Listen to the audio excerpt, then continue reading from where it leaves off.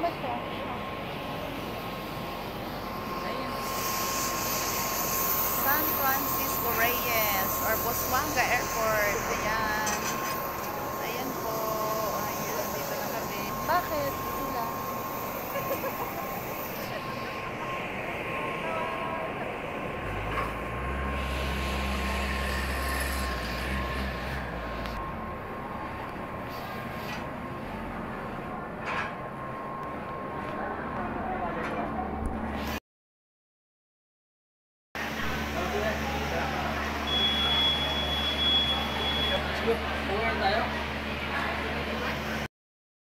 So, dito yung aming hotel.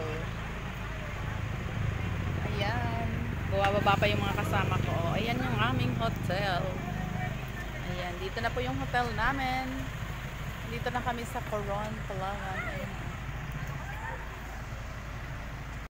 Ayan guys. Labas ng airport.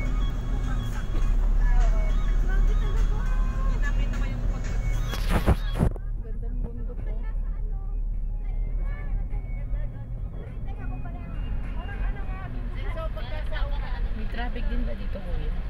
Wala po. Minsan lang po pag mayroong mga okasyon na sana. Fernando Reyes Airport. Ayun. Fernando Reyes Airport.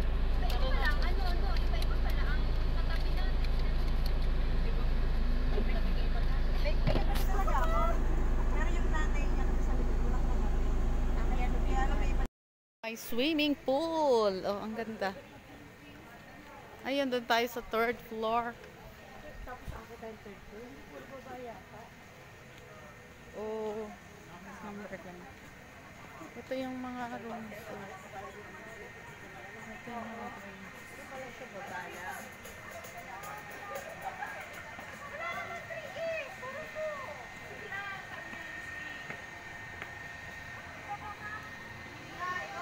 Ayan o, ang ganda ng ano nila, ng place nila. Ito dito.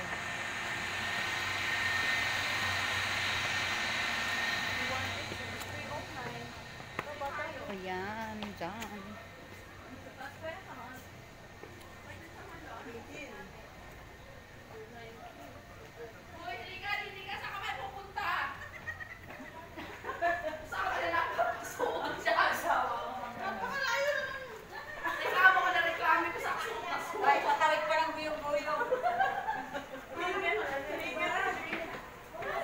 Ayan, ito na yung aming place.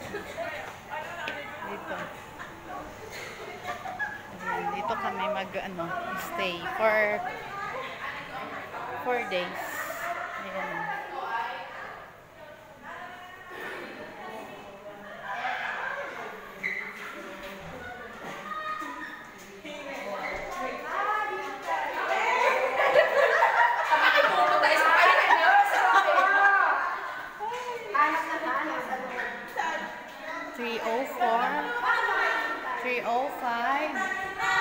Dito kami.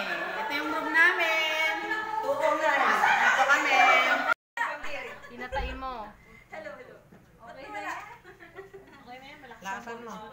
Hello. Wala. Okay na yan. Deserve natin to. Kaya enjoy lang natin yung araw.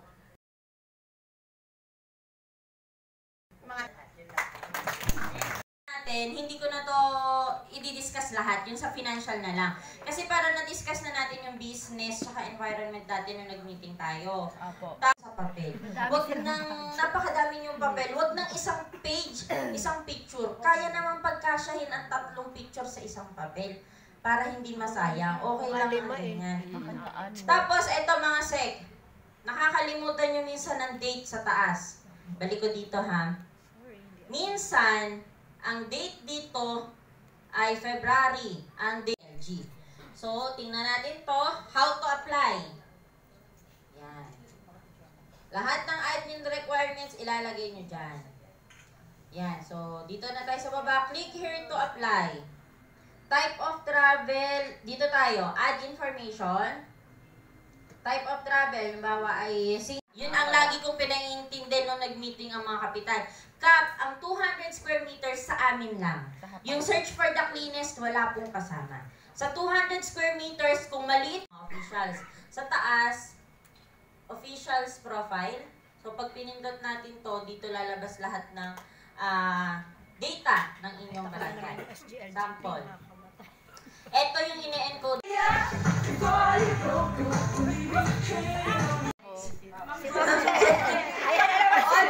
Si Ma'am Jel yan, si Ma'am Jel. Memorandum, assessment, bababa na naman sa barangay. Ayan.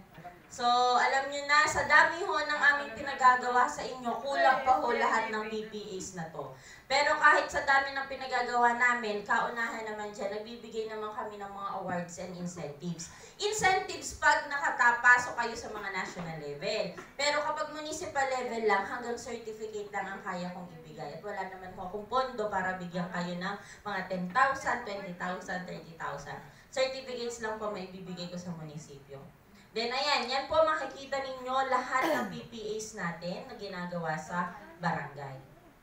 So, mag-focus lang tayo dito sa 5 ito muna. Yan, 5. Kaunahan. O, dito muna ako kasi ang full disclosure ay sa kanila. 5. Barangay Full Disclosure Policy, BFDP. Ilan ang kailangang i-post? Ito. Lahat ng barangay officials, kailangan may data sa amin, may barangay profile.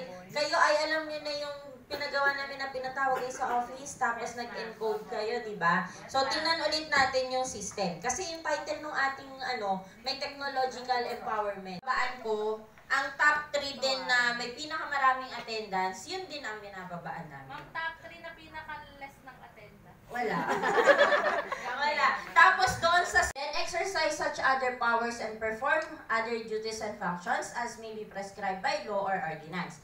Then as barangay secretary, kayo din po ang lupon secretary. Yun nga, kanina pinag-uusapan namin yung sa katarungang pambarangay. Since si Chi nga ang ating panlaban sa LTIA, ang kauna-unahang napansin namin, kapag may mga sumbong sa barangay ninyo, dapat ang ilalagay nyo doon sa sumbong ay sulat kamay. Hindi typewritten.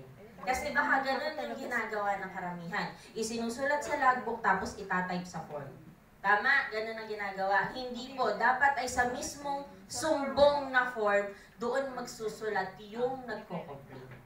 Kahit pa gaano kahaba ang kanyang complaint, para hindi nyo naranasin na, malay nyo, sa susunod, kayo naman ang ilalaban natin sa LTIA. Ngayon pa lang, ganun na ang gagawin yung practice. Doon sa sumbong na form, doon sila magsusulat. So kung hangahab, ito ang functions nyo as barangay treasurer. Kung usap na pakibigay yung authority kasi hindi na siya dadaan sa email. Automatic system na siya. So sample, may kagawad kayong aalis ng 6 na buwan. Tapos, sinabi ay malapit na. Tingnan natin ngayon yung system. Ganito yung magiging itsura ng system, ha? Pag kayo mag-a-apply.